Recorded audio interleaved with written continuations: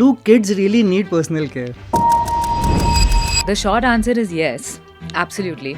It's the same question of do humans need personal care, right? Because kids are a part of humans. I'll tell you a very interesting insight about shower gel, and this a lot of parents will relate to hopefully. When kids become slightly older, you still continue using baby brands on them, Yes. right? You find something very peculiar happens. The grind doesn't go away because your kids are getting dirtier and dirtier and they're coming back from the mild cleansers which you use and it's great for babies. It doesn't cut it because it's too mild. But on the other hand, go back to what I said earlier, which is grandmom's wisdom, right? We use tulsi, we use saffron, we use sandalwood, and we use coconut oil. These are all cleansers which actually take out the grime, but they are not doing any harm to your child's skin. See, there is a difference between getting them to put complicated skincare and hair care on their faces and hair and developing healthy habits. Tell me one thing, who's the customer versus the consumer? I think the customer is the mom, but once the products come home, the usage is happening by the child. It's very important that the children like the product. So in this case, are parents forcing the kids to use, or are you saying kids loving your products? I'm sure you'd experienced it since you have kids as well. These words will be said a lot at home. I don't have a bath. I find this cream very yucky. It's very greasy. There's a lot of this conversation that happens. We try to formulate our products so that kids like it. How is your channel distribution like? This age is the busiest age of any adult cohort. And if you look at how parents are shopping, they just do not have the time to go out and buy anything. They're just looking on their phones, figuring out what's right, what's not, etc. I think the mantra is to be there. And how long you were bootstrapped before the investors started up? I think that if you manage to capture a white space and you have a nice, real consumer reason to exist, you will never have. So, welcome to the Dil Se Omni Talks, Aishwarya. So, I'll tell you a small incident. So, my son is 11 years old and he uses mine and or my wife's personal care products. So, I don't have a shampoo for the right reasons. But वो switch करता रहता है and my wife keeps कि उसे छुपाती रहती है कि ये मत use करो. And again, the same question by the purpose which Tuko Kids has been formed कि यार, why don't we have some good personal care for people, kids who are like 10-11 years old. Right. जब छोटे बच्चे थे 4-5 years के तब तो कीको था, जॉनसन एंड जॉनसन था. while I don't like Johnson's, but इस स्पेस में कुछ नहीं था. And there's too much of things available for Babies young and people. adults. Yeah. So that's where we discovered Tuko Kids, and then I came to know Chanakya was involved with it, and then I thought why not approach you guys for the podcast, and it'll be a good discussion. So tell me one thing, do kids really need personal care? The short answer is yes, absolutely. It's the same question of do humans need personal care, right? Because kids are a part of humans. But the longer answer, in some sense, is that this is a very interesting stage that kids are going through. When they cross from baby to kids, a lot of things are happening. First, they're going out more and they're playing. Yes. Because the minute you sort of go after daycare and play school, sports is a very integral part of today's schools. They're playing more, they're exposed to Indian sun, and you know Indian sun. They are tanned, they come back. So that's one stage of life that they're going through, right? The second stage of life they're going through is that the whole aspect of puberty. Puberty is a stage which only happens in children. Yes. Anywhere between age 8 and say age 12. And when they're going through puberty, there are so many hormonal changes that are happening in their bodies. Body odor, for example. The need for stronger cleansing, the need for stronger products which cleanse better, which are more effective, and so on and so forth. So there is that second change that is happening, puberty. The third is that these are becoming personalities in their own right? So for example, things like, I want to wear my mom's XYZ is something that you hear a lot. And this is more for maybe girls, but for boys as well, right? I want to wear my dad's cologne. I want to wear my mom's makeup, right? So that's also a place where their personality is coming through, right?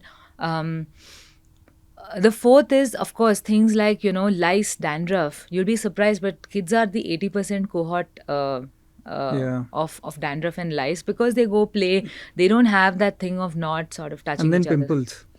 Pimples and acne comes in the hormonal piece. Okay. Absolutely. Now, but here's the dichotomy. So all these things are happening between 3 and 30. Yes. Right? Literally a whole era of growth is happening for children during this time.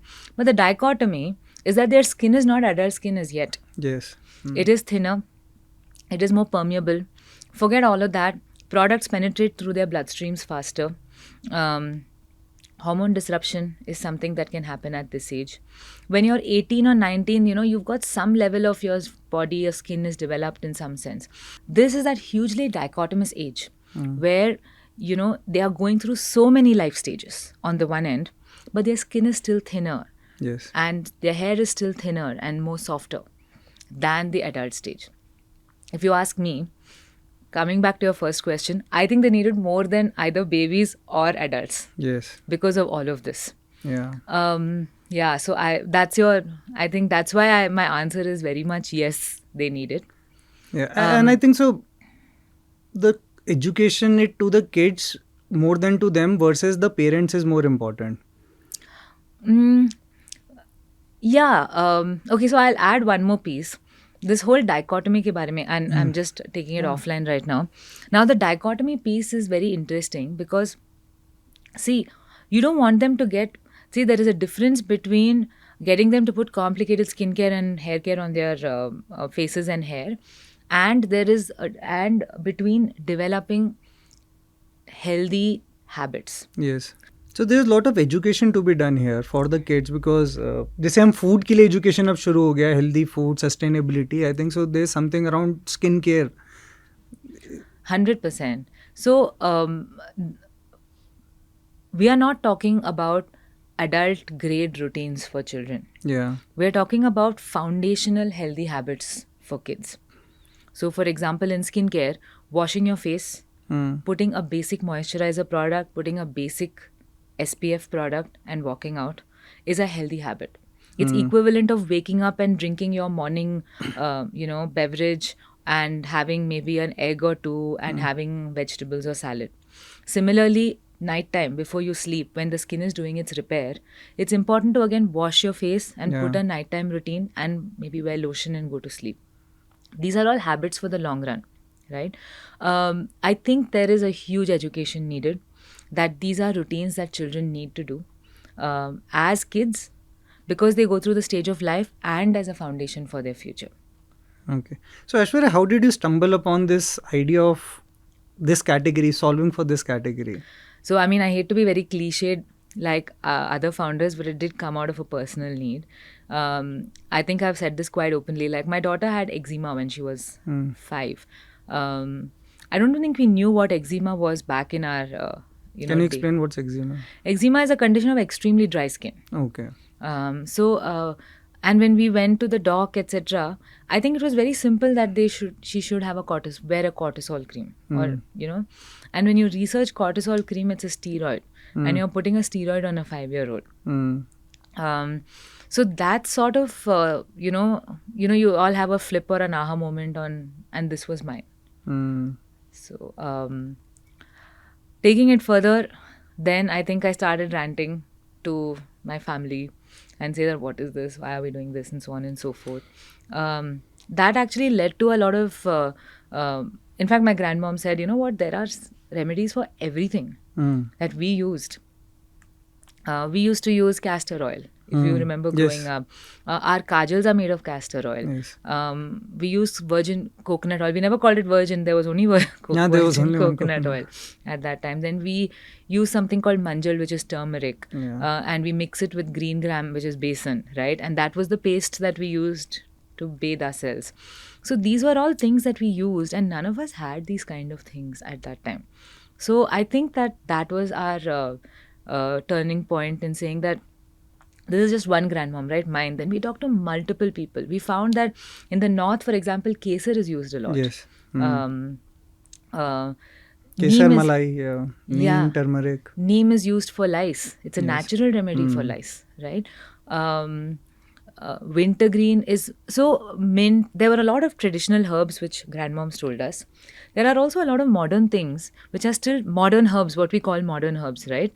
For example, our grandmom's tradition is not wintergreen, but wintergreen is brilliant for inflammation. And it also depends which side of the country the grandmom lives. Correct.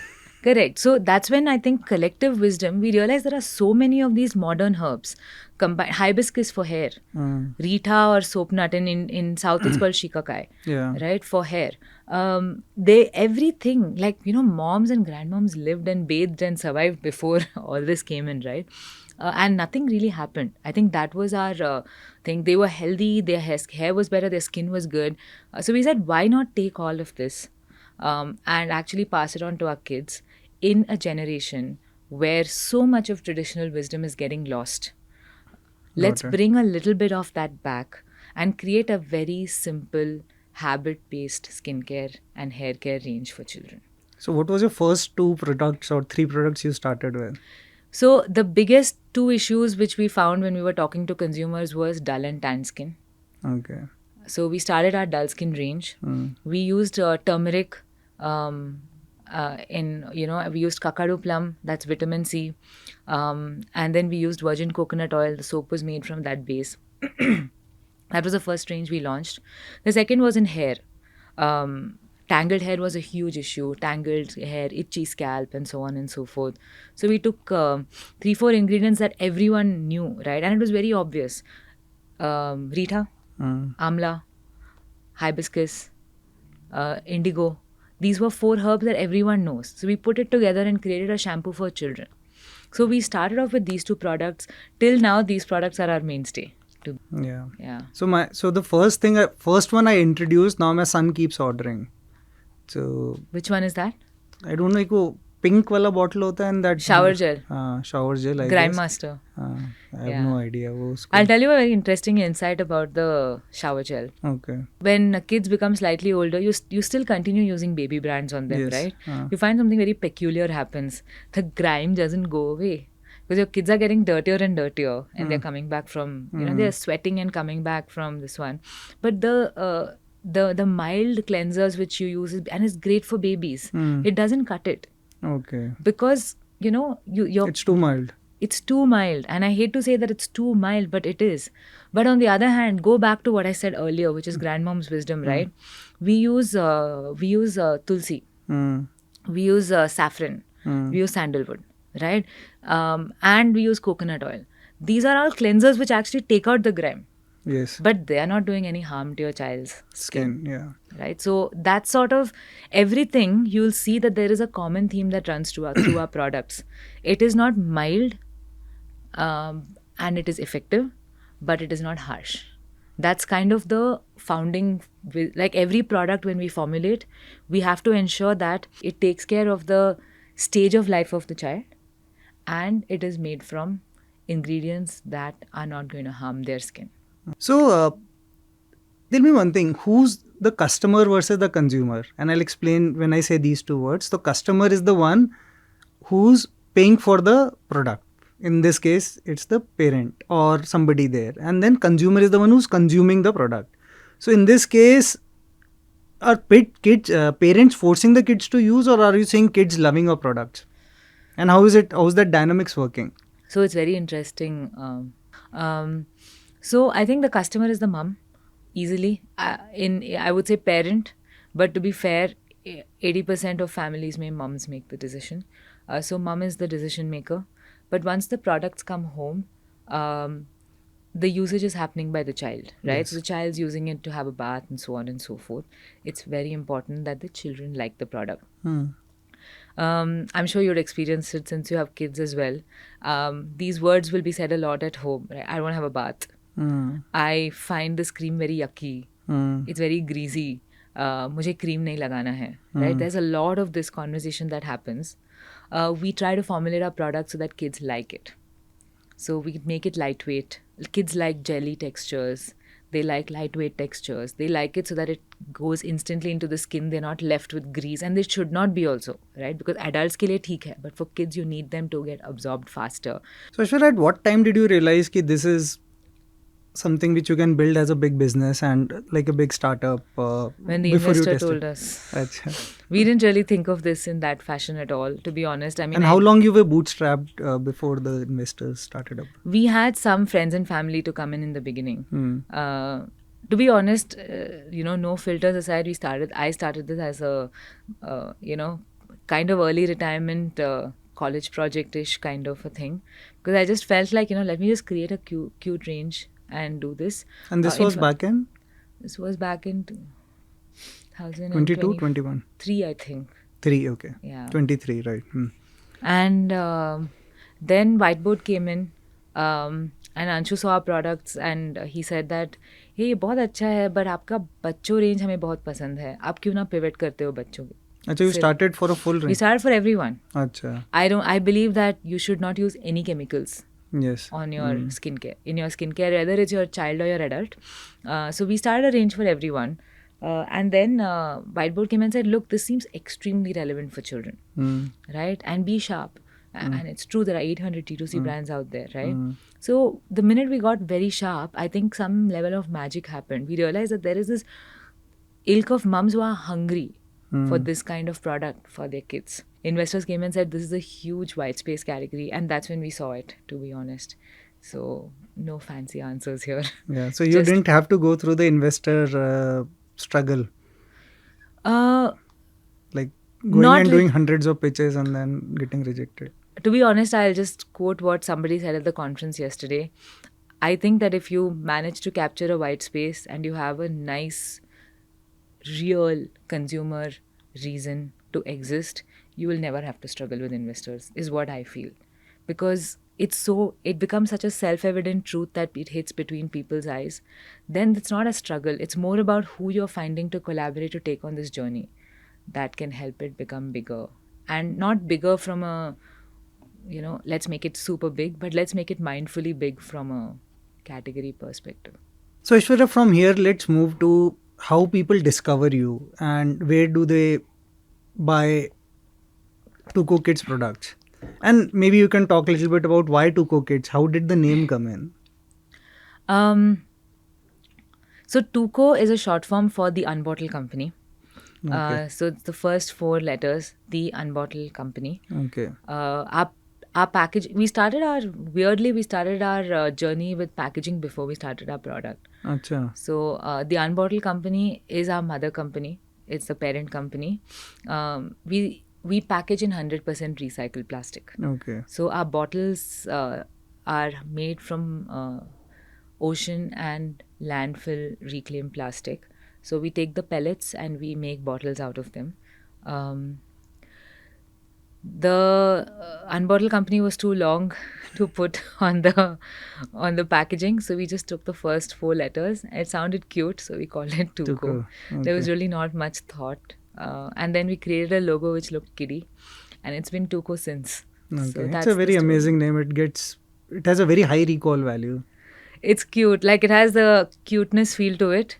But there's no special, like, we did lots of whiteboard meetings on it or But whiteboard sometimes discussions. things come like a ऐसे snap. Tuco कर दिया, we liked it, so we said ठीक है. Yeah. That's all. And how is your channel distribution like? You also asked about discovery, right? Discovery first. Yeah. So discovery is largely through Meta and the Meta suite, because any new brand gets discovered through Meta. I think discovery is fairly, a limited set for D2C audiences, and word of mouth a little bit here and there, but we're not big enough yet. But the more interesting thing is that when we talk about the fact that adult products are bad for your kids, those are the messaging which actually get a lot of traction. Because I think there's a lot of, like you said, education that is needed on the fact that adult products, while great for adults, have a lot of things which aren't good for kids. So our acquisition has always been through education of telling people that adult products are not safe for your kids. So that's been the large message, and the channel, of course, has been Meta. Now coming to our channels, we realized that our website was the mainstay for a long time. For almost 6 to 7 months, we were doing 80% of our revenue through our website alone. Now, very slowly over the last 2 years, we have expanded into Amazon, Flipkart, Myntra, Nykaa, FirstCry, all the 5 platforms. We are also there on all the quick comms. So right now, we ensured that, look, we'll throw out an education message through Meta, but availability will be across the board. So there is no, there's no barrier to getting the product in your house. So that's how we are operating right now on all Basically, online channels. we are there where you are. We're there where you are, right? We know parents are the busiest cohort in adult history. We are so crazily looking at our own schedules. Weirdly, just a factoid here. Um, the age between 30 and 50 is your busiest time of your life. I agree. You're never this busy before 30. You're never this busy after 50. Right? This is the most busy cohort that exists today because you have to manage your careers, which is also growing. So there's pressure about growing your own corporate journeys and so on and so forth. Most working parents, two working parents, you are trying to raise your children in an era where raising children is not as easy. And in today's day and age where you don't have grandparental support in the place where you live, if you're a nuclear family, this age is the busiest age of any adult cohort. So keeping products at an arm's length to these people is extremely important from a distribution strategy point of view. And if you look at how parents are shopping, they just do not have the time to go out and buy anything. They're just looking on their phones, figuring out what's right, what's not, etc. So I think the mantra is to be there where they are. Yeah. And the same people are busy spending 6 hours on the internet every day and 2.5 hours on Instagram dumb scrolling. That's a different problem to solve, but yeah, and that's where they will hit the buy button. yeah, or explore fair button. enough. Yeah. Weirdly, just a statistic there, we see a lot of our sales coming between 10 and 1 in the morning. 10 in the night to 1 in the morning. This is the time when boss, bacche so gaye. Let's do our doom scroll for some time. उसमें feed में आ जाए. And I find that a lot of purchasing happens during that time. Early morning भी आता होगा. I was just going to say, it again happens between 6 and say 7:30 in the morning. Yeah. So that's before you send off your kids to school. Yeah. So My wife has also a D2C, so we also see that same pattern. रात Oh, को which 11 one से है? 1. So she is into home furnishing. It's called Coral Slab. So morning मतलब रात में मतलब ऐसे silent करके रख दो फोन, नहीं तो टिंग टिंग में शॉपिफाई का वो आता है ना सबके. So still we are counting orders. So very good, but congratulations. That's lovely. Thank you. So Aishwarya, tell us a little bit about your background. You have, I see on LinkedIn that you had a illustrious career at Levers in marketing, and then you worked with a lot of startups, Ferlenco, Ola. I'll not ask about Ola days, and many in fractional roles also. So how has your journey as a marketer been, and has that helped you think through defining a very clear and solid proposition for Tuko Kids? Right out of B school, after a short stint with Cadbury, I moved to Levers. And Levers is everything that the urban legend talks about: 2.5 years, 3 years in sales, and then about 12 years in marketing. It's a Unilever academy, right? I mean, it was a 12-year finishing school for me, and as for anyone else who's been there. The way they build the fundamental blocks of marketing for you, and I don't think that changes, whether you're marketing a soap or a motor oil, right? The tenets remain the same. Amazing, what do you call it? Foundational learning on marketing. Got to also handle lots of categories. More importantly, like I what think, all categories did you? I was in, first I was water purifiers, then I was handling Brew, the coffee brand, then I was handling Kisan, then Tony and Guy, TG, the salon brand, and so on and so forth. So across categories. It is, I think it's extremely foundational, the learning and the foundation that Unilever gives you. It's very hard to get. I've heard Procter's is also like that. But more importantly, I think this is where I realize that my love is for selling physical products. Okay. You know, एक product जो हम देख सकते हैं. The touch and feel. Touch and feel. And for me, personal care was always it, rather than foods, because I don't understand foods that well. But personal care is very much something I intuitively felt I understood. So I think that's two things Levers did. Then I moved on to Ferlenco, where I was looking after growth and marketing. Unilever ka ye hai ki, I mean, at that time, now things are very different, but at that time it was like, you know, YouTube pre-rolls pe paise dal do, baki sab offline pe dal do. You push the product into GT and then things. Yeah, online was a very let's do it because we have to. You know, let's do it because let's spend that extra 5% budget on it at the time. Now it's very different again. Ferlenco was like a digital masterclass for me, right? Because what is Google, what is Meta, how do you sort of advertise, what is ROAS, what is CAC? You know, that entire thing, I don't think I had that context at all when it was Unilever, and these are all taught by kids who are way younger and way smarter than me. In Furlenco. So I think a lot of digital growth, how to think of even CM1, CM2, all of that, where I think in Unilever we still had that sense, but in when you're handling it for a startup, it's a very different way in which you're so close to the entire piece. So that was Furlenco for about 3 years. And then Ola was actually rounding off the best of both worlds, because there was an offline component, there's an app component, and there's a digital component, right? So you have to get into installing app. Okay. CPI. Installing app was, but I think 5-6 crores had already installed the app by then. Achha, so Hamara the ye tha ki get them to retention, take more हाँ, rides, okay. with us. So I think that was there, and then that was multiplied into 3 regions. Achha. So there was India, there was UK, and there was ANZ. Okay. So I really felt like these three were very different experiences, and at least from a growth and marketing front, it gave me a decently good foundation to move on to starting, Tuco on the marketing growth side. On that note, I think you should also ask me how little I knew about everything else. Yeah. Because I knew nothing about everything. Yeah. So when you started yourself, you definitely had a marketing background, okay? But what are the things which you learned? It was brutal, because I think we believe that marketing solves all problems. But I realized how it was a superbly humbling experience, because I knew nothing about anything to do with supply chain.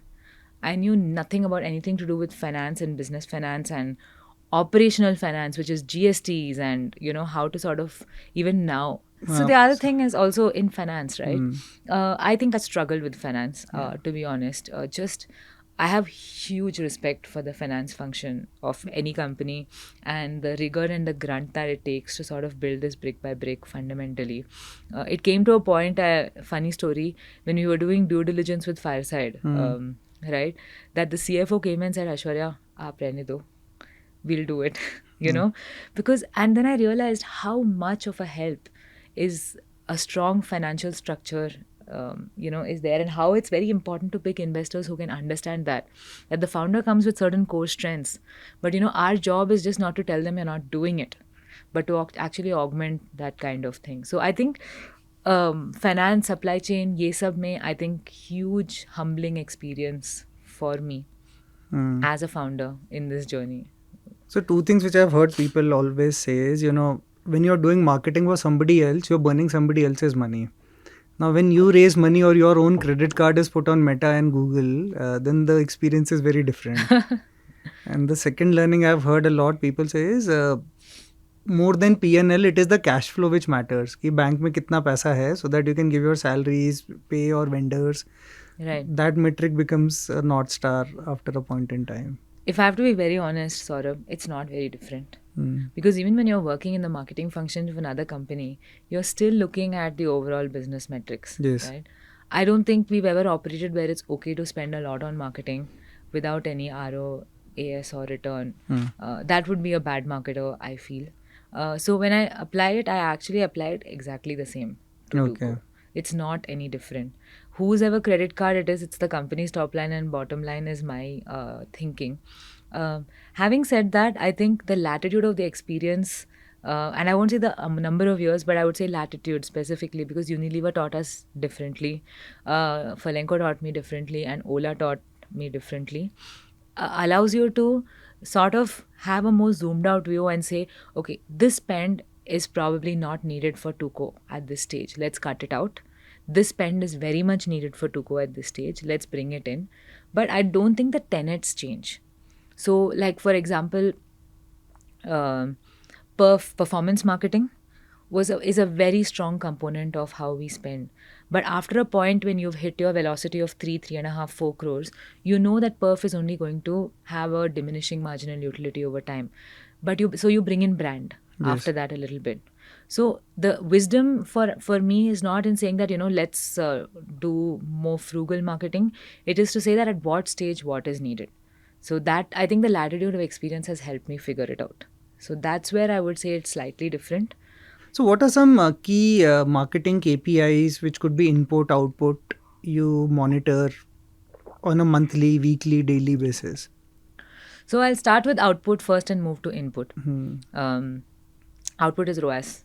always, or CAC as we talk about it. ROAS is probably a more wholesome metric because it also takes AOV into account. So ROAS is very important from a marketing metric perspective. Or as Amazon calls it, ACOS, which is the reverse of ROAS. So that's in whatever way or form, that ratio is very important. But ROAS is an output metric. It's derived, right? But there are inputs that go into it. So from an input perspective, we have to look at creative quality. Creative quality measured by hook or hold rates, measured by CTRs, measured by conversion rate onto the website, that creative's conversion onto the website. Then you look at website performance metrics also, which are funnel metrics.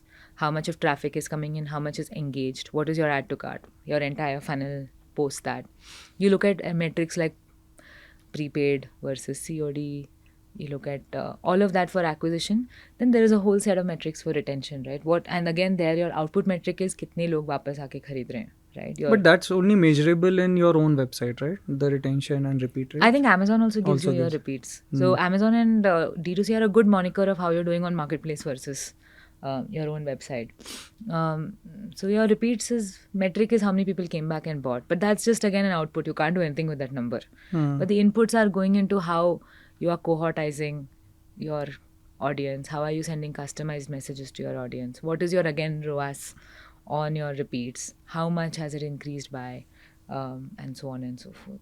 So I think it's not very different from any D2C brand. It's not rocket science, but this is what we look at. We also look at something very important. We call it voice of customer. We have a system in which all of our key employees talk to at least 10 customers every week. So, and we gather up, if we can't do it once a week, we do it definitely once in 15 days, where they talk about what issues the customer had, what product they bought, where did they find it, what do they like about it, will they repeat it or not, what is the feedback for the product. It helps in two ways. One is that we get really high quality customer data almost every week. The second is that I think this has helped in the employees themselves realizing what our product does and how it changes mums' lives. Yeah, and also because many employees would be very young. Yeah. So they might not be able to connect to the customer. Like in many things, say if you're an Ola customer, you realize, okay, you are a customer and you are an employee. So when you hear customers talk, it's much beyond, it gives you that real touch and feel with them. I think it expands your horizons. Because when you talk to a customer, you're making ads or you're making creatives or you're making distribution strategies for this customer. But you realize that, and it sounds all fancy, but you realize that this person is a mom who has only this much time and she bought this product because she liked this one thing. It actually realizes how simple the consumer matrix really is. It's not very difficult to understand why, or her stage of life, or understanding her pain points. I don't know how to put it. It's a very... even in Levers, we used to do consumer connects every month. I came back feeling very light after a consumer connect. Because I'm like, all of this boils down to that person's home and her usage and her child's usage. And it's a very light feeling of saying how you're contributing to that person's life and what are the things you need to do better to make it a better experience for her. So I'm not sure I'm not articulating it very well. So the way I would say is, customer experience is the biggest growth metric because, and that's what NPS used to be, okay? NPS is Net Promoter Score. And then where you say, how likely are you to recommend it to friends and family? So then it'll get your earned growth. And once the earned growth kicks in, that word of mouth starts kicking in. But as a company, many times we have blind spots. When people fill in physical surveys or these digital surveys, that emotion doesn't come. Why is he giving you a 4 versus an 8 or versus a 9? And then when you talk, you ask questions, real conversations happen, and then we know more than... Absolutely. And it's a very, I feel it's just that talking to a consumer just makes your entire mind light, right? It's a very, it's a very humbling experience. Because you're like, you see your product. Fresh from your warehouse, it's sitting in a bathroom shelf, it's kind of little bit of its labels are off and here and there, but it's very real. That's the way of usage. I don't know how to put it, and I'm not articulating this very well, but this is actually one of my most favorite things about marketing, talking to consumers. and just understanding what they did, how they did it, how they bought us. So when I was working at Amex, Amex is known for customer service a lot, and the company's tagline is also to be the world's best customer service company. It's not saying provide a best credit card or a charge card or something. तो उसमें ना call listening बहुत कराते थे हमें. Okay, so everyone from top to down has to do a lot of call listening, and they have to shadow a customer service rep and just listen to conversations. Right. So that experience used to tell us कि अच्छा marketing में क्या चल रहा है, analytics में क्या चल रहा है, really, and then take that learning back. Yeah, and it probably would have been very interesting to do that. Yeah. So I'd visited a lot of call centers in US, in Mexico, in India. So that experience used to be amazing. Yeah. In fact, I want to ask you also a question after this, but when we talk about these, it's a very fun session when we do it in the office. There is so many interesting stories that the customer wants to share with us, right? So like, for example, I think one was a story of her daughter who's a Bharatnatyam dancer, and she wore it and she went for a dance recital and she came, I don't know, just stories that keep coming up, and we are listening to her and saying, wow, this lady is talking about our products, in the context of her life. I think that is the one that makes us feel very special and very humbling. But this whole conversations with consumers and how it changes the way we think is something which is I think it's the delta between good companies and great companies. Yeah, and companies which are listening very actively. Yeah. We've launched so many ranges because consumer told us to. Yeah.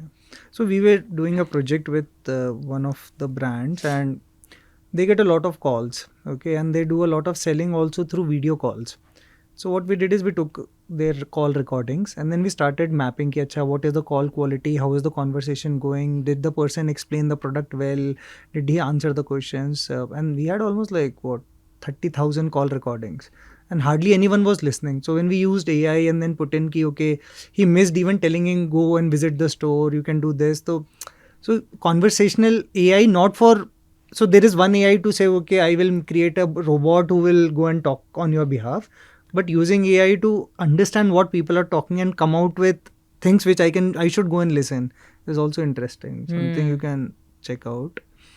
Oh wow, okay, yeah, we'll definitely explore. So basically it's like conversational analytics. You take the call recordings, make sure every call is recorded on a recorded line, and then use it and put in some AI and then see what's happening, what's the pattern coming up. Pattern? Yeah, we should do that. In fact, we do have now call recordings for some of our complaints and queries. So if you don't have loyalty in a D2C brand, you don't have a business, according to me. Yeah. Right? And I think this is something that a growth stage company, it's very easy to neglect and not do in the beginning because you're so enamored at the new customer acquisition.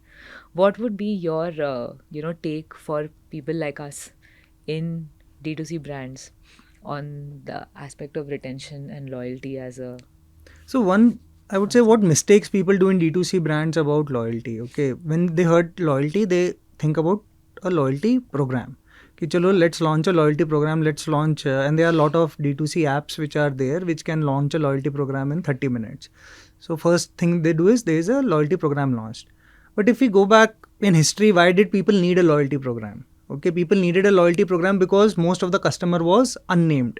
Whatever you are buying, nobody knew who the customer was. So they wanted to know, acha, let me understand the customer, let me gather their data, and I can send them some personalized coupons, offers to come back. So that's the genesis of loyalty program, say 20, 30 years, 50 years ago. But in this whole digital world, you have the identity already. You have their email ID, phone number. So the identity problem is solved. Okay. Now, if the loyalty program does not give you better experience, okay, so do you use Cred? No, I don't use anything actually. So many people who use Cred, it has some point system. I have 60 lakh points, but those points are worthless. Oh, I know that this concept is there. Yeah. So, but if you say credit card points, say Amex points, they will give you experiences. Okay. So building a loyalty through loyalty program is a one mistake I see, but it is a way to get people to be hooked. I give you some value back, you come and buy from my channel. So if you are ever thinking about loyalty program, it's like, okay, I am moving people from my marketplaces to my direct D2C customer, and it helps me lower my CAC repeat, and I can have a controlled experience. Maybe I'm having more exclusive products. So that's one piece on loyalty program approach to retention. The second is, to me, since you started with your D2C, the whole D2C part of customer data, organizing it, and then contacting the customer back with the right offer at the right time is a big thing. What D2C companies make mistake, which I would say, is they will reach back every time with an offer. Ki 30% off, 50% off. So the check I would say is go and open up your, if you find any customer, you meet them, usko bolo, open up the WhatsApp and show me the last 5 messages you have got. And you will realize ki what brand you're creating. Okay. Like you said, you started your brand by education. Okay. Do you need the same brands of adults for kids? तो वो branding message है. But वो and में जब वो retention marketing campaign में होता है ना, इट इज़ लाइक आज पेडे सेल है, आज ये सेल है, आज होली सेल है, आज नवरात्रि सेल है, आज अक्षय तृतीया सेल है. So we get to greedy in conversion tactics. That's where the So what would you recommend at a retention level instead of this So for your category, I would say dirty offers? So one is, I would not say we have to balance offers versus campaign, awareness versus this. So if you are cross-selling or upselling, talk about why. I think so the people who are buying products for 5 to 13-year-old, they are pretty well off. They are not repeating for discounts. Discounts will not pull them out. They already know your product. Refills will, कि ये खत्म हो रहा है. Like when I was at Lenskart, we used to do lot for contact lenses. So हमें पता है 30 days में उसका, मतलब we used to track what they have bought. तो हमें पता है 35 day या 28 day में उसका पैक खत्म हो रहा है. So we used to come back and then send them the personalized offer या reminder to restock. So restocking campaigns really work, but for that you have to have a very good customer history and organize the data. Assume that they are not buying from marketplaces. Assume your D2C customer is your D2C customer. Got it. The other piece which I see is when you are multi-channel ना, इसमें pricing discrepancy also plays a role. क्योंकि say for example I am selling for 100 rupees on my website with another 2-3% discount, 97-98 का पड़ेगा.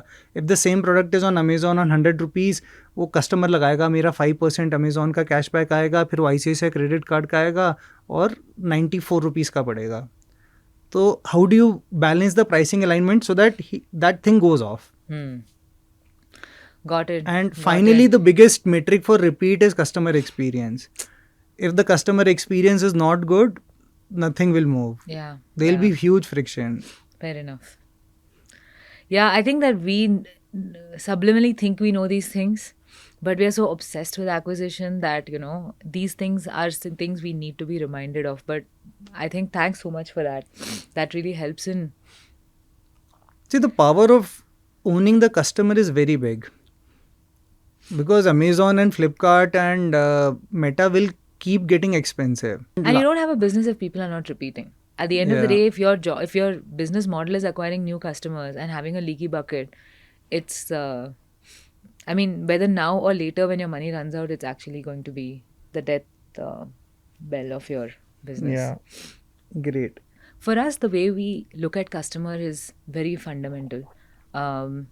So you will not believe it, sort of the kind of feedback we've gotten. We found out that our hair shampoo was very drying. We have, because of that feedback, we have gone back and we found out that it was only drying for a particular kind of hair type. And we realized that we needed to go back and reformulate the product. But how do you know the hair type? Whenever we talk to a consumer, it became a pattern. That's why doing it weekly became very useful. So we found this feedback, then we drilled down. They said, my child has very fine hair. And it doesn't work for kids who have very, very fine hair. So we realized we needed to reformulate the product. So this didn't come out at one VOC. It came out because we did it every week.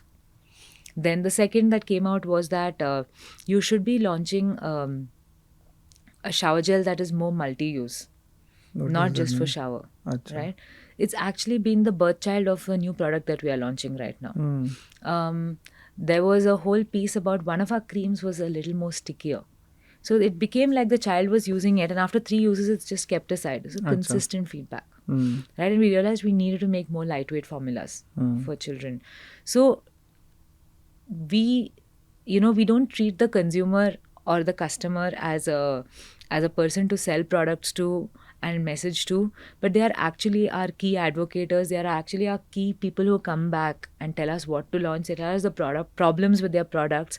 The beauty of moms is, no, they say it with such concern. They're not saying it flippantly. They're like, yeah, I was okay, it was fine. They're like, no, you should try this because you know what, my daughter has this problem. She's talking about a slice of her life to us. And I think the beauty is, this is my favorite part of the marketing or even the DNA of the company, is that we actually hear from parents. We hear real stories that parents tell us about what they experience with their kids, and that becomes actually the foundation of how we build more products or renovate products. A consumer came and told us, it's very difficult for my child to open the flip top. It's hard for them to open it. And then we heard this across 3 or 4 VOCs. Then we actually tried it. We asked a bunch of kids to open it. It was hard. Then we are changing the cap also. So a lot of things come out with, if it's a higher grammage, they said it's so heavy for the child to turn it and actually put it on their hands. So we have a pump now for that grammage. So I think a lot of product, packaging, usage feedback comes from our VOCs.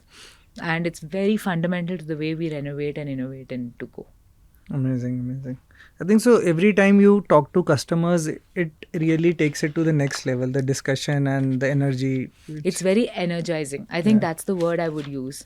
It's very energizing to talk to customers and find out, what they thought about our product. So you mentioned, Aishwarya, that you have learned a lot in the last 2-3 years, especially when started Tuko Kids. So what's on your learning list for this year? Every hire in Tuko should be smarter than me. Okay, so hire smarter people than yourself. Way smarter than myself. And how do you determine that somebody is smarter? I think when you talk to them and you ask them a particular thing and they're able to talk about it in a very logical way, but go into depths that you can't, you know that person is smarter than you on that particular dimension. So I think it's not just more about subject matter expertise, it's about knowing that subject matter expertise and having a logical way in which they will sort of approach the thing. And you look at it and you say that, oh my God, I didn't think of it this way. If you have an interview and you're left with, oh my God, I didn't think of it this way, then you kind of are on the right track. It's a very short cheat code, of course, but you're on the right track to knowing that this person is kind of smarter than you. So basically, areas which you want to improve on, find better people than yourself on that area. I think we need to improve on everything. And I think we need to find smarter people than ourselves in everything. So in content, in creative, in marketplaces, in growth, in analytics, in operations, in finance, you name it, right? If we are not having an organization smarter than us, then we are not doing the right thing. And I would say this is a general thumb rule for any founder. Yeah. So tell me some content types which has worked for you. This was a campaign we just did it by accident, or it did work? Because content at the end is in the core of marketing within the digital age, especially on Meta. So what type of things worked for you? It was a very silly thing, which, earlier when we were in the first stages of Tuko, we only used to do a lot of static content and carousel ads. Carousels and, those kinds of don't use adult skincare and a lot of educational, but in the form of very static things. Okay. And there was this one day I was in my mom's house in Madras and there was this makeup box we had just launched. And then I looked at it and I was like, okay, let me just make a video about this makeup box. I've seen founders doing this thing. I was literally sitting on this chair like this. And the phone was kept in this weird angle because I didn't know anything about, this fancy setup that is there. I just kept it like this. Then I opened the makeup box and I showed all the parts of the makeup box. Literally, it's coming like this, the worst angle, right? I'm saying conventional wisdom. And I'm like, this has this, this has this, this has this. It's whatever, we launched it because my daughter wanted makeup, didn't want blah, blah, blah, blah, blah. Long rant. Literally, I look at that video even now and I say, what a rant, that I did. Bad angle, product is falling. I picked it up and showed it again. That ad, I gave it to my digital team. I said, yeah, thoda maine shoot kiya isko. वो लोग ने ठीक है, to make her happy, let's chalao this ad kind of thing. Gave us a 3 ROAS. Wow. And we've been running it for a year and a half now. I think that opened my eyes to a content type that is very real and authentic. And I think all I said was it was just a rant. So I But think it so when seems like a lot of the components of the rant seems to have resonated with people. and it looked very authentic maybe because ads also which are very professionally shot get a swipe up very easily. When it's very natural, where it's not with the right angles, with the right fancy things. It did really well, and I think my team was like aghast. They were shocked. कि हम And इतना मेहनत करते हैं ये no, not even that. No, we didn't do any video at that नहीं time. नहीं दूसरे वीडियोस में हाँ, no, they were like, ये मतलब, I remember the DM person calling me, Aishwarya, this was a Saturday I gave the ad, and they were like, called him on Monday, and they're like, this ad is getting us a 3 ROAS. And you know, I think it made us realize that moms are a very real community of people. They just want to see the truth. They don't want to see this fake, slick people, you know, tossing their hair and saying these statements. They just want to know कि क्या है चीज़. So we realized that a content type that also works is just showing the product and explaining the pain point. So I think that was our learning there. So I have a very different question on the product category, Shwarya. So this whole personal care category is, to me, is overheated overall, but in some categories there is room. Okay, but I see D2C companies coming in, there are FMCG companies coming in, and then there are now the laboratories or the companies of Cipla, Dr. Reddy's, Sun Pharmas of the world coming in into this OTC category, which has a purpose, which has a solution to something. So how do you see it growing and evolving? So I genuinely feel everything has a place under the sun, because I think that everyone caters to a different consumer need, right? There will be if you look at even a person today, at the end of the day, we're talking about a person in India, right? This person in India could have great skin, but have a specific problem with her hair and have a specific problem, say, with, her gut, right? But great on other things. So for the specific problem of her hair, she is going to go to the Dr. Reddy's or the Ciplas of the world for her hair product. She's going to use any OTC product for her face. For her gut specifically, she might try a new age brand. So I think that even within the home or within the consumer itself, everybody is going to have these different needs. I, for example, need my face ke liye, I need something for my acne all the time, which I try to be as natural as possible. Not so much for my hair. So I think that every consumer, so I will try, say, a Dr. Reddy or a Cipla or these kind of products for more specialized formulas because they have micronized XYZ particles, which is what is needed from a derm perspective. But I will go to, say, any shampoo and buy. So I do feel that in 1.6 billion India, there's a place for everyone under the sun. There's no concept of overheated. We've still not penetrated beyond a certain point, even in personal care. I would say the big statistic that they used to throw to us was that on an average in Japan, people are using 7 products on their face. In India, that product is 1.2. So even from that perspective, we have so much headroom. Whether it's personal care, then if you go to niche like kids, you go to baby, anywhere there is headroom, I would say. So I'll tell you a personal thing, from my childhood, my mom has taught me कि यार Nivea लगाओ, that blue डब्बी जो होता है ना, that like, and I forgot to bring in, कल मैंने Zepto या कुछ करके I got it, and I'm like only using that. But I realized I saw some videos of people and then they're saying कि 90% of personal care is above your shoulders, and then little bit on hands and then feet. So yeah, so that's one big area. Absolutely. So if you were not working at Tuco Kids, what is something you were generally doing? Singing. Singing. What's your favorite instrument? Guitar. So what is your go-to place to completely unplug from family and do an holiday on? Which is that Beach. place? Goa Beach. Goa Beach. Which is one AI tool you cannot live without these days? Nano Banana, ChatGPT, both. So what is one activity which makes you completely alive today? Run, sing. Run and sing. Not running while singing? I do that also. I face complaints in my apartment complex because I run and sing. That's very interesting. And what is one thing you believe parents should do more often for their child today? Stretch them more. What do you mean by that? I think that we underestimate how malleable and how stretchable children are. To challenge them more. Um, I won't say challenge. I'm saying that let's give them a rainbow of experiences. So they have to learn to eat roadside idlis. They have to, as much as they eat these fancy buffets, they have to learn that dirty toilets are part of India as much as beautiful, lovely toilets are part of India. They should learn that cleaning the dishes when the maid is not around is absolutely something that is going to build them life and organizational skills. They need to learn that they need to clean their room every night before they go to sleep. Otherwise, they will wake up with a dirty room and people are not going to do it for them. I think as much as they have to, they realize, as much as during exams, you're like, chal yaar, chodo, you just study right now. I think that the latitude and the stretching of experiences is what is going to make their childhood richer. And if you make their childhood richer, you're going to make their life richer. Because you're not going to raise children who are so unidimensional and say, oh, I'll only go here if I get this, and I'll only go there if I get that kind of thing. We need to give them width of experiences. And this is not deprivation. Yeah. We need to teach them to do this. We need to take them to Bahrain for the Grand Prix also if they need to go. Bahrain is a bad example in today's day and age, but we need to take them to a Grand Prix. We need to take them to New Zealand for an experience. We need to take them there also. But we also need to take them to our temples. We also need to take them to places which are dirty. We need to take them to places where they have to do a bit of work.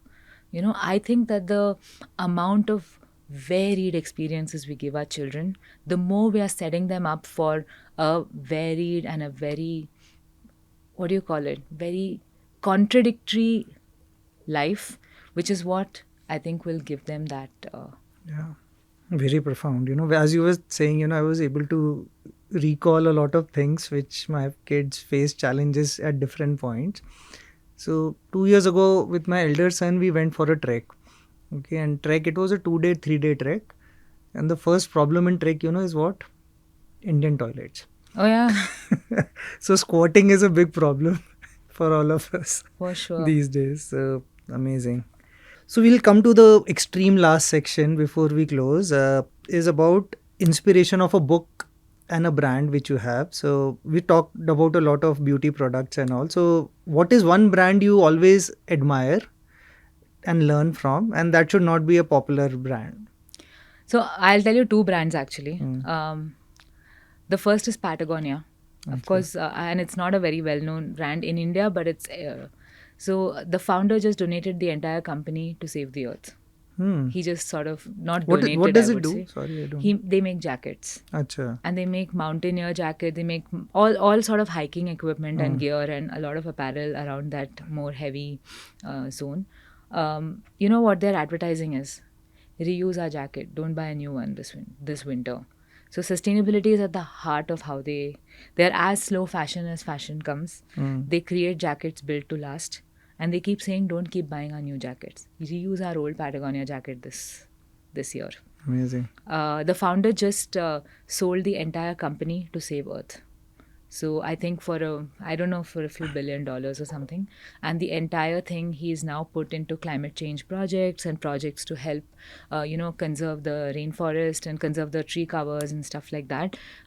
Huge respect for Patagonia. It was a large inspiration to when we started. And that's why packaging came before product for us. The second company I really admire and people don't know much about is this company called Who Gives a Crap. Acha. In Australia, and their tagline is they say who gives a crap and then they say we do. And the most amazing thing about this product is it's called Who Gives a Crap. The brand is toilet paper and the toilet paper is made from bamboo and not paper, so they're not cutting trees. Bamboo is the fastest growing grass in the world, right? And they use 1/3 of their profits to build toilets in developing countries. So their purpose is extremely simple. When the founders made their Kickstarter pitch back in the day, they sat on toilets and made the pitch. So there were 4 toilets, one in America, one in Australia, and they just pretended to throw the toilet paper to each other and made the entire pitch. Achha, amazing. So those are the two companies I love. Very offbeat, very interesting, but their purpose cannot be clearer. Yeah. On what they do. Any Indian brand? I can't think of anything. Chalo, theek hai, but I'm saying these are two very good examples. Hai na? And what is one book which keeps inspiring you and you keep reading it again and again? there are again 2 books, ठीक but हाँ sure because it's very hard for me to pick these, right? are you a book reader generally I do read quite a bit. I do audiobooks also sometimes. अच्छा Because अभी time नहीं मिलता है कभी. But the 2 books I love, recently I'll tell you. The first is there is a book called Humankind. अच्छा And it's Factfulness, Humankind are 2 books I like on one premise. Factfulness जो Hans Rosling Hans Rosling wala. अच्छा They're on the same premise. They're like, guys, world is not doomsday. There are so many good things happening in this world. The problem is that media and all the forces, because human nature is wired to get, dopamine kick out of talking about bad things, wired towards only talking about bad news. But the world has never been healthier. The world has never been more disease-free. The world has never been happier than it has been in the last 100 years. So I think that is a constant reminder to us that, look at the good things that are happening. When you focus on the good things grow. So that I love. The second book I love, which I personally, look at, a lot of people laugh at me, is this Rhonda Byrne book called The Power, The Secret, that entire series. I really believe in the power of manifestation. I can't believe today when I'm sitting here that I have, a company which does skincare when, 15 years later I has to work in one that does it. Right? So I think the power of manifestation is what gets a lot of people to where they want to get to, whether it's on the corporate end or on the personal end of things. So I spend at least 8 to 9 minutes every morning trying to manifest. And I think that's the best 8 to 9 minutes of my day. So I think. And what is your process? It's not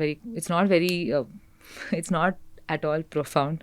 I make my coffee very meditatively. The coffee making itself is like a meditative the traditional process. Coffee, or you make the... I make traditional coffee with Filter my coffee? own almond milk. Achha. I make the almond milk from scratch. So it's a nice big process I have. Achha. And that itself is very, very meditative. When I'm sitting and drinking my coffee, I don't have anyone around me and I'm just thinking about the day. That's all. It's not like I'm sitting cross-legged and doing this and that and everything, but it's just a nice, profound moment. I believe that so much. And if I don't do that in the morning, I feel like the day is not going right. So it's very important to how I start the day to do that. So I have also been reading a lot on manifestation these days, but I attended one seminar, so abhi manifestation coaches are like booming. Manifesting के coaches हैं क्या? बहुत हैं.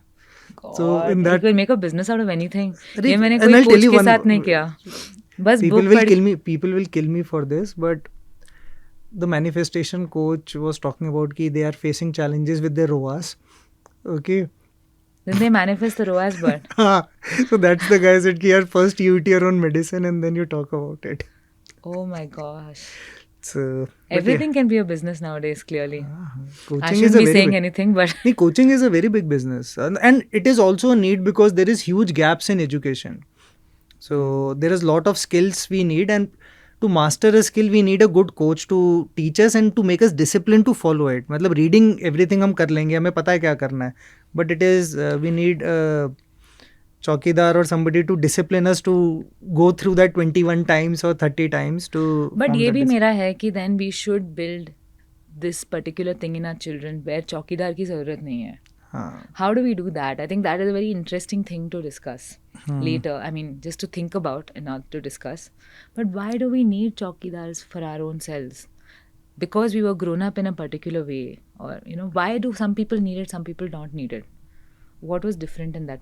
I keep thinking about this kind of stuff. Answer मिल जाए तो मुझे पता है. I think so you have to get them to taste a little success. Once people are like my elder son became disciplined in his health. I don't know at what stage, and he doesn't miss his workout. Right. But कुछ तो switch उठाना तो flip. पड़ता है उसको परसों पे. हाँ, कुछ तो switch flip चाहिए. हाँ तो What is that you switch don't know. But I believe in that you need some. So for me, like to learn how to do podcasting, I have a friend who is a podcasting coach. उसने मेरे को समझाया, and then I in the morning also I called him and then he helped me कि ये 3-4 चीज़ें ध्यान रखना है. So if you have somebody to guide, because we have so many micro skills to improve. Right. तो जैसे कहते हैं ना कि इतने सारे गुरु हैं, तो आप सबके लिए एक छोटी सी चीज़ को इम्प्रूव करने के लिए पकड़ लो, he will help you sail it and then you move on to the next skill and the next skill. So, No, 100%. Yeah. and I don't think so it's bad, like, to have people to help you, but Oh, to discipline absolutely. you is a thing. No, Oh, I'm not talking about the learning. Okay, Ah. actually, one of my other favorite books is Growth Mindset. Acha. Growth Mindset is about constantly learning. Learning, you want to take 100 tutors to learn, but to danda karo you, why is that is the part which sort of then foxes me, right? Matlab, that was वो okay. Carol Dweck वाला ना. Carol Dweck. It's actually another one of my favorite books. वो हमें Amex में जब मैं थे ना तो पूरा का पूरा वर्कशॉप हुआ था, उसमें कैरल ड्वेक खुद आई थी शायद एक बार. Oh, wow. So is there any book for kids you would like to recommend? So, it's a book for parents and for kids, I would say. It's one of my favorite books, and I don't even think it's for kids as much as it's for anyone in life. It's called How to Listen to Kids So That They Talk, and How to Talk to Kids So That They Listen. Wow. So it's a book for anyone to talk to anyone so that they listen, and how to talk to anyone, so how to listen to anyone so that they can talk. Both are a skill. If I am sitting and saying, yeah, okay, to you, you're not going to open up to me, right?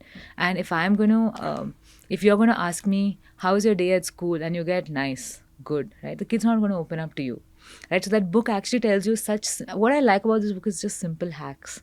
अच्छा. It's not like these long pontificating summaries of what you should do. It's just simple hacks, and there are 4 or 5 rules in the book. That's all. Amazing. So I love that book I think every parent should read it to Yeah. build healthy quickly- communication. I'll quickly read because whenever I ask my son कि paper कैसा हुआ, Good. ठीक. Good भी नहीं बोलना क्योंकि number खराब हो गए तो पेरेंट्स डांटेंगे. तो now the younger Yeah. one has also learned. So I think so asking better questions is where the trick lies, I guess. How do you ask and how are you curious so that the answer cannot be a one word answer. Yeah, and also body language and a lot of things, right? Like I don't know, there's a lot of things. Have you seen that TikTok? एक था कि how to be heard better. ठीक है. अच्छा, हाँ. नहीं how to speak so that मैं आपको जूलियन ट्रेजर का है. So he did 2 talks. Okay, so the first talk he did was about how to listen better. Then he did how to talk so that you are heard. ठीक है. The second one became the top 5 TED talks, but दोनों में same चीज था. The root it cause was was how to listen better. And he was talking only thing in that कि listening skills improve करो, आपको लोग ज़्यादा सुनेंगे. ठीक है. So that was very good. So thank you very much, Aishwarya, for coming on to Dil Se Thank Omni you. Talks. I loved. I didn't realize when we spent that nice 1.5 hours learning. Likewise. So a lot of things we covered. We covered the beauty category. We covered kids. We covered growth marketing. We covered KPIs. We covered kid and your. It seems favorite like so songs. much in a very So short much. time. Yeah. So Had thank a you very blast. much for coming and Thank thanks for agreeing in very short notice. I think so. This is the shortest I have done ever. Oh. Reached out and. Thank you so It's much. good that I think so I love podcasting because phones दूर होता है, आराम से बैठ के focus में आराम से discuss कर लो. It's difficult to get people on hold and episodes come out very nice. Right. No, it's brilliant. Thank you so much. Actually, I've never done too much of this, but I really enjoyed myself. It didn't feel like a podcast. It just felt like a chat. Thank you for watching our Dil Se Omni Talks. Every fortnight we bring an expert in the field of omni-channel from a deep expert or from a brand. And we share their playbook of success. This entire playbook cannot be covered in one episode, so it's an evolution. We bring in companies on the product side, martech side, brand stories. I hope you learned different things, and if you have questions, queries, please put it in the comments. Share your feedback. That really helps us grow. Looking forward for you to subscribe and keep watching our new episodes. Also, we would love for you to suggest interesting guests and speakers whom you want to see on the show. So thank you very much. Looking forward to you in the next podcast.